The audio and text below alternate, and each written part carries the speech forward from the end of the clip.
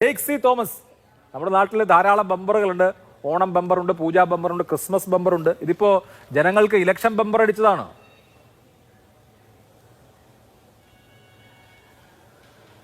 അങ്ങനെയുള്ള വ്യാഖ്യാനങ്ങൾ നടത്താനുള്ള അവകാശം നിർബന്ധമായും നമ്മുടെ നാട്ടിൽ വ്യത്യസ്ത ആശയധാരകൾ, ചിന്താഗതികൾ വെച്ച് പ്രവർത്തിക്കുന്ന മാധ്യമ പ്രവർത്തകർക്കും മറ്റ് സാംസ്കാരിക, സാമൂഹ്യ, രാഷ്ട്രീയ രംഗത്തെ പ്രവർത്തകർക്കും ഒക്കെയുണ്ട്. പക്ഷെ കേരളത്തിലെ ഇടതുപക്ഷ ജനാധിപത്യ മുന്നണിയുടെ പ്രകടന പത്രിക പരിശോധിച്ചിട്ടുള്ള കഴിഞ്ഞൊരു പതിറ്റാണ്ട് കാലയളവിലെ ജീവിതാനുഭവങ്ങളുള്ള മലയാളിയുടെ മുമ്പിൽ അതൊരു ഇലക്ഷൻ ബമ്പർ ആണോ എന്ന് ചോദിച്ചാൽ അർത്ഥസംഖ്യകൾക്കിടയില്ലാത്ത വണ്ണമല്ല, വാക്ക് പ്രവൃത്തിയായി മാറിയ കഴിഞ്ഞ ഇടതുപക്ഷ സർക്കാരിന്റെ തുടർച്ച എന്നായിരിക്കും യുക്തിസഹമായി ഈ അനുഭവങ്ങളുടെ വെളിച്ചത്തിൽ ചിന്തിക്കുന്ന ആളുകൾ വിലയിരുത്താൻ, അവർ പ്രതികരണം നടത്താൻ സാധ്യത. ഇപ്പോൾ നിങ്ങൾ ആലോചിച്ചു നോക്കൂ. യഥാർത്ഥത്തിൽ ഇപ്പോൾ അങ്ങ് മുഖ്യമന്ത്രിയെ സംബന്ധിച്ച് പറഞ്ഞു, മുന്നണിയിലെ തർക്കങ്ങളെ സംബന്ധിച്ച് പറഞ്ഞു. ബംഗാളിൽ നിന്ന് പ്രസിദ്ധീകരിക്കപ്പെടുന്ന ഇത് ടെലിഗ്രാഫാണ്. CM എന്ന രണ്ടക്ഷരങ്ങളുടെ എക്സ്റ്റൻഡഡ് വേർഷൻ അത് കേരളത്തിന്റെ അനുഭവങ്ങളിൽ ചീഫ് മിനിസ്റ്റർ അല്ല, മറിച്ച് അത് ക്രൈസിസ് മാനേജറാണ് എന്ന് ഇത് ടെലിഗ്രാഫ് എഴുതിയത് ഞാനിപ്പോൾ സന്ദർഭവശാൽ ഓർമ്മിക്കുകയാണ്. കാരണം എന്താണ്, നമ്മളുടെ മുമ്പിൽ അനുദിന സാധാരണമായ മഹാപ്രതിസന്ധികളെ നേരിടേണ്ട വന്ന കേരളമായിരുന്നു ഉണ്ടായിരുന്നത്. ശത്രു രാഷ്ട്രത്തോടെന്നതുപോലെ സാമ്പത്തിക യുദ്ധം കേരളത്തിന് നേർക്ക് യൂണിയൻ ഗവൺമെന്റ് അതിന്റെ രാഷ്ട്രീയ രൂപമായ RSS നയിച്ചു. വയനാട് ഉൾപ്പെടെയുള്ള the ever largest debris flow എന്നാണ് ഡിസാസ്റ്റർ മാനേജ്മെന്റ് അതോറിറ്റിയുടെ വയനാടിനെ സംബന്ധിച്ചുള്ള നിർവചനം. കേരളത്തിന്റെ ഇന്നയോളമുള്ള ചരിത്രത്തിലെ ഏറ്റവും വലിയ ദുരന്തത്തെ നേരിടേണ്ട വന്നപ്പോൾ അതിൽ പോലും അന്ധമായ രാഷ്ട്രീയ പകപോക്കൽ കേരളത്തോട്, മലയാളികളോട് കാണിച്ച അനുഭവങ്ങൾ, ഈ പ്രതിസന്ധികൾ, പ്രയാസങ്ങളുടെ നടുവിൽ നിന്നിരുന്ന കേരളമായിരുന്നു ഉണ്ടായിരുന്നത്.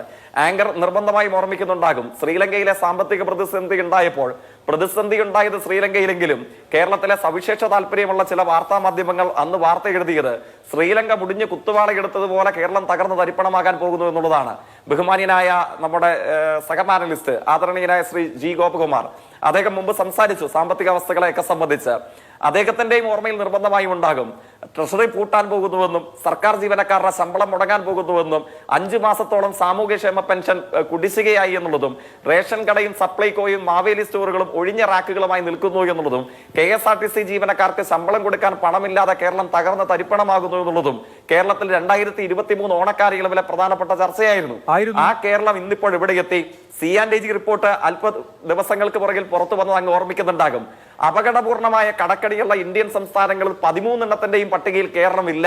മാത്രവുമല്ല, ധനദൃഢീകരണത്തിന്റെ അനുഭവങ്ങളിലേക്ക് കേരളം പോകുന്നു. ഇതല്ലേ C&AG റിപ്പോർട്ടിനെ ചൂണ്ടിക്കാട്ടി നമുക്ക് മനസ്സിലാക്കാൻ കഴിയുക. മാത്രവുമല്ല, ഇപ്പോ കേരളത്തിൽ ചെലവഴിക്കപ്പെടുന്ന 100 രൂപയിൽ 19 രൂപ മാത്രമാണ് യൂണിയൻ ഗവൺമെന്റിന്റെ സംഭാവന. 81 രൂപയും സ്വന്തമായി തനത് വരുമാനത്തിലൂടെ കണ്ടെത്തുന്ന കേരളമാണ് ഇന്നിപ്പോൾ മുഖ്യമന്ത്രിയുടെ വാക്കുകൾ പ്രകാരം. എങ്ങനെയാണ്?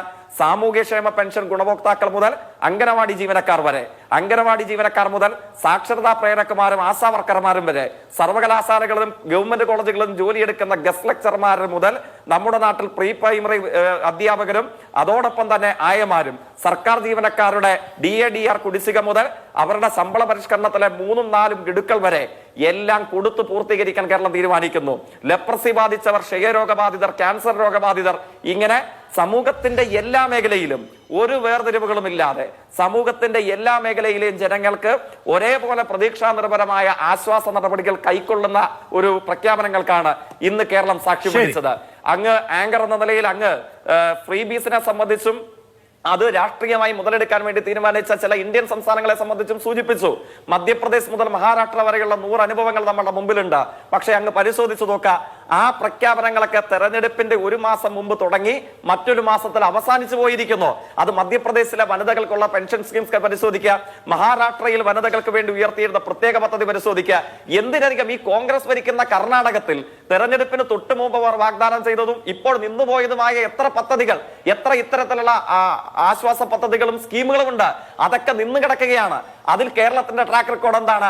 അതിൽ കേരളത്തിന്റെ ട്രാക്ക് റെക്കോർഡ് വാഗ്ദാനം ചെയ്തതെന്തോ അത് അച്ചടിച്ച് പ്രോഗ്രസ് റിപ്പോർട്ടാക്കി ആത്മാഭിമാനത്തോടുകൂടെ ഞങ്ങൾ വാഗ്ദാനം ചെയ്തതെന്ത്, ഞങ്ങൾ പൂർത്തീകരിച്ചതെന്ത്, ഞങ്ങൾ പെൻഷനെ കുറിച്ച് പറഞ്ഞതെന്ത്, ഞങ്ങൾ കൊടുത്തു തീർത്തതെന്ത്. ആ കാര്യത്തിൽ കേരളത്തിന് തന്നെ വ്യത്യസ്തമായ ഒരു അന്തരീക്ഷമല്ലേ. 2016 ഗവൺമെന്റ് അധികാരത്തിൽ വരുമ്പോഴുണ്ടായ ചിത്രം എന്താണ്? അന്ന് ഈ പെൻഷന്റെ തുക 500-600 ആക്കി വർദ്ധിപ്പിച്ച 100 രൂപ വർധനവിന്റെ UDF ഗവൺമെന്റിന്റെ പ്രഖ്യാപനം ഉണ്ടായിരുന്നു. കിട്ടാതെ 1.5 വർഷക്കാലത്തോളം കേരളത്തിലെ ജനങ്ങൾ കുടിശ്ശികയായി തിരുവഴിയിൽ കിടന്നില്ലേ? ആ അനുഭവങ്ങളാണോ ഈ സർക്കാരിന്റെ കാലയളവിൽ ഉണ്ടായിരുന്നത്? അതുകൊണ്ട് ജീവിതാനുഭവങ്ങളുടെ വെളിച്ചത്തിൽ ചിന്തിക്കുന്നവർക്ക് പരിശോധിക്കുന്നവർക്ക്